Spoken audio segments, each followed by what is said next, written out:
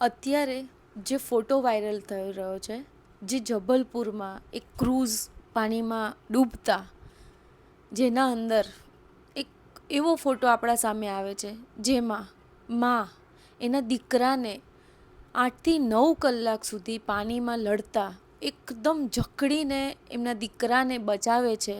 અને એ ફોટો જોઈને હરેક માણસના આંખમાંથી આંસુ આવે છે એવો ફોટો છે. કે માની વ્યાખ્યા શું હોય, કે માનો પ્રેમ જ એટલો છે કે મોત પણ એના દીકરાને એનાથી અલગ નથી કરી શકી. અને માં, આપણે હરેક માને, હું કહું છું કે આ આપણે જે ચિત્ર જોયું છે એ ચિત્ર નથી, એ માની વ્યાખ્યા છે. અને આપણા જેટલા પણ લોકો જોઈ રહ્યા છે એ બધા માને ખૂબ પ્રેમ કરજો, કેમ કે માં તો આપણને પ્રેમ કરે જ છે, પણ આપણે નથી કરી રહ્યા જે માને પ્રેમ જોઈએ છે. અને આ જે પણ આજે થયું છે એના અંદર જેટલા પણ લોકોએ એમનો જીવ ગુમાવ્યો છે, એમની આત્માને શાંતિ મળે, માને શાંતિ મળે, એમના દીકરાને શાંતિ મળે.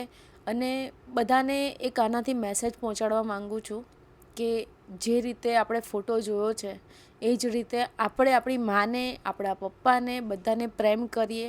કે અત્યારે એટલું બધું થાય છે, માની વ્યાખ્યા, પપ્પાની વ્યાખ્યા તો ઘણી જોઈ છે આપણે, પણ આપણે એક દીકરા, એક દીકરી થઈને એક વ્યાખ્યાનું ઉદાહરણ બનીએ એવી આશા છે.